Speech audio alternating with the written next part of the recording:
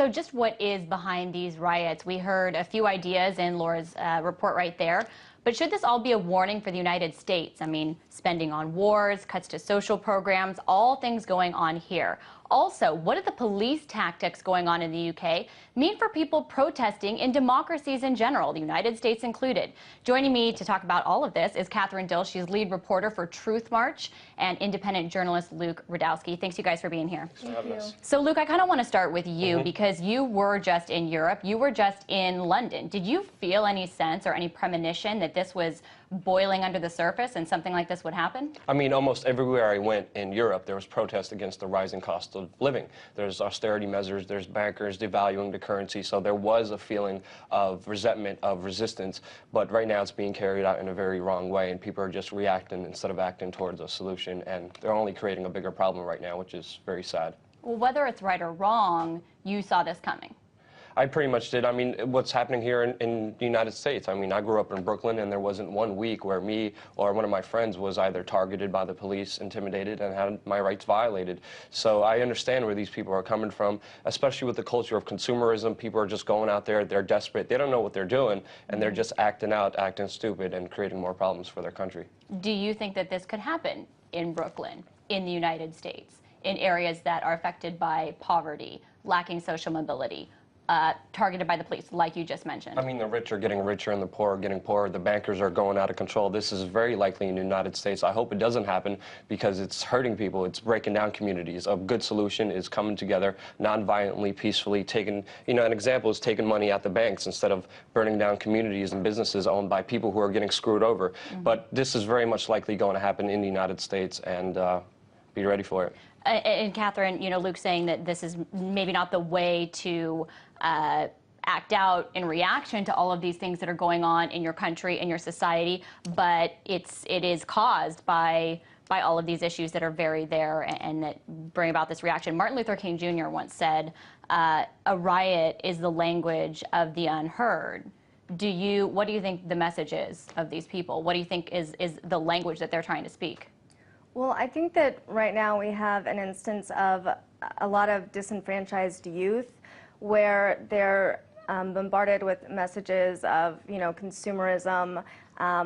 They come from lower income families, and there's not a lot of opportunities afforded to them, and really a way that they see their self-worth or their ability to get a message across is by consuming, and now they finally are given an opportunity to be in control of a situation. So I think that they're taking an opportunity right now. I think that it has less to do with political grievances and more so to do with a disenfranchised youth taking advantage of an opportunity to take what they feel they're owed.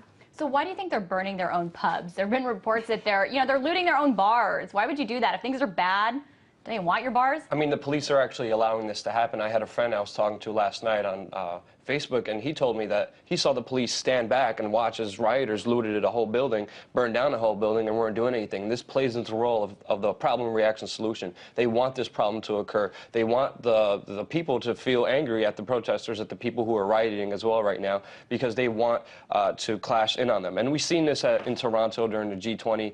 Police let anarchists burn down a police car. Then they came in and arrested everybody. So this is actually a huge step back for the people in England who actually want real change. And that's what they're telling me. I mean, I was at the G20 in Toronto, and police just didn't have the control over, even though there was such a large police presence there, the Black Bloc, anarchists, whatever you want to say, police didn't, allow them to do that. They just didn't have the control over them. You don't have the same... I mean, I was in Pittsburgh. I was actually not allowed into Canada, but I was at the Pittsburgh G20. And well, I was there, and I saw what was going on, and police just didn't have control over those people. At the Pittsburgh in G20, I saw anarchists go out and break buildings. Police officers were just watching, breaking windows, and we're just watching. Then the next day, they came in with thousands of police officers. They had the manpower in Pittsburgh. They gathered everybody up, corralled everybody, just like they did in London during their G20 protest. They were very efficient there. They even killed a man, arrested a lot of people. But here, we're watching the police step back. So I think this plays into something that the system wants. The system wants us to keep fighting each other, destroying our communities, instead of building communities and being there for each other. So this, as the bankers are looting the economy, they're sitting back watching as we destroy each other, and this is a very sad state of affairs that we're viewing right now. Okay, and in response to this, what you're calling a sad state of affairs, one of the things we've seen police do is target people with social media. So BlackBerry, everybody was organizing using, BBM, messaging each other to figure out where to go, how to get around police, that sort of thing. You have one lawmaker who wanted BlackBerry to suspend messaging altogether, and you have BlackBerry cooperating, saying, essentially they'll do what they can to help the authorities. Catherine, what do you think about that? Is that right or wrong? Well, I think that that's a big threat to our civil liberties. And we can see instances like that happening here in the U.S. I mean, in response to flash mobs in Philadelphia, the mayor, Michael Nutter, he made a 9 p.m. curfew and, basically telling parents how to raise their children. And, Rahm Emanuel in Chicago set up an 8:30 p.m. curfew, and depending on which violation you're at, you could be fined anywhere from $500 to $1,500.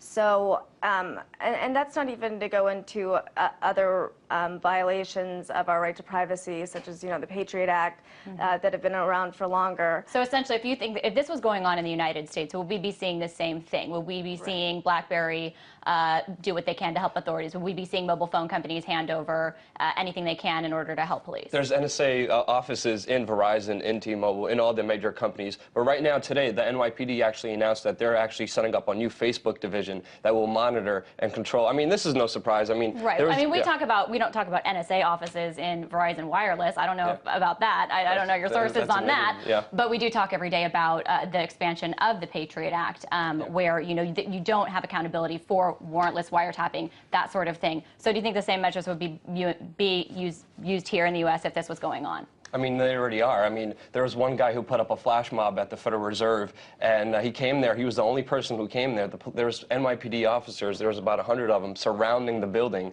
and they were all talking about hundreds and thousands of people that were supposed to come and storm the Federal Reserve. Meanwhile, it was just one guy who posted the event by himself, and the NYPD were already monitoring and watching what was going to happen. So they're already, they're going to cooperate. They're already spying on us. They already know what people are going to do before they do it here. Well, then my next question is, what do you think would happen if, you don't have the United States saying, what is UK doing, cracking down through BlackBerry, or, searching people out through Twitter or whatever, using their mobile phone companies, but yet you hear, in reaction to the Arab Spring, the U.S., say that China shouldn't be cracking down on internet dissent, something that a Chinese newspaper even came out and said, hey, this just shows that internet freedom and what we've been doing is the right way to go. Do you think there's hypocrisy? Do you think if this was going on, these tactics that are going on in the UK was happening in Venezuela or China, we'd hear the US say, hey, you can't crack down on social media, that you need to encourage democracy? What do you think, Catherine? Yeah, I think that there's definitely an instance of hypocrisy here. I think that even our own government has been talking about legislation to monitor our own internet. So it's very much so they say one thing and they do another. It's a lot of doublespeak. And Luke, I mean, I know there are CCTV cameras on every corner of London. You were just there. I mean, are they everywhere you look? How come they haven't helped? I mean, wouldn't you think that would help police to exactly. I mean, the system of control, the system, grid, and control in London is extremely scary. There's cameras everywhere you go. You drive in a car, there's speed cameras every single street you go on. I mean, it's just insane. I mean, they have facial recognition cameras. As soon as you come into the country, they take pictures of your whole body, and they know who you are. They know exactly where you're going. So then where is all that going if it can't help them to have order on their streets? Well, it's used efficiently against protests, like the G20 in Toronto and in London, and also other people who protest and want to get messages out, like what happened with Charlie Beach when he was arrested for a pre-crime incident just for calling for a protest at the royal wedding. So they're using this against dissent. This is playing into the favor of the system. But how are they using it against dissent? I mean, everybody's on the street expressing dissent, looting buildings, Right burning now, things down. they want people to burn buildings. They want people to riot. They want this situation to occur. It's order out of chaos. They're going to take more control, more power, more money for the police budgets are going to come into hand because of this. And now people in London are actually saying that one out of every three people in London are saying that the police actually shoot and kill these people. So this is having a very negative reaction against the people who are actually trying to, do something here. If that was the case, then why wouldn't they institute curfews now? I don't know. I mean, it seems like they want this to happen in order to get more control, in order to possibly even set up martial law in London. We'll wait to see if anything like that happens. But one of the things, the British mainstream media, you've seen media reports where they're saying they want to help identify protesters, that sort of thing. Is that right or wrong, Catherine? What do you think, being a journalist yourself? Well, no, I mean, it would be very nice to be able to identify I don't know if you're talking about protesters or by protester you mean the people that are looting. Well, that's the thing. It's hard. How do you tell the difference? Are you going to crack down on anybody that's identified as being out on the streets?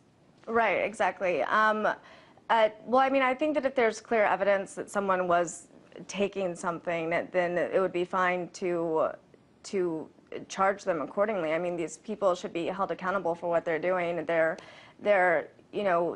vandalizing small business owners and stealing property. So, I mean, that's not a good thing or something that should be encouraged or go unpunished. But I don't. So, I mean, if it's possible to see who these people are, then you think it's okay. Then it's okay. But I don't think that advanced security measures are the answer. Really quickly, we're out of time. I just want to ask you one more question, Luke. I mean, you're saying that London would use this to crack down, or the UK would. Yeah. What are they going to do? Throw everyone in jail for 16 months, like they sentenced that Pink Floyd guitarist adopted son who protested at a student rally? I mean, can they put everybody in jail for 16 months? How are they going to handle that? All these looters on the streets? The prison industrial complex, yeah, sure, why not? They're making a ton of money off of it, and it works in their favor, but they're not doing it. So. All right. Well, we'll see what happens. I appreciate you guys for coming in and giving us your take from our side of the pond on what that means for the UK and for us. That was Catherine Dill, lead reporter for Truth March, and independent journalist Luke Rudowski.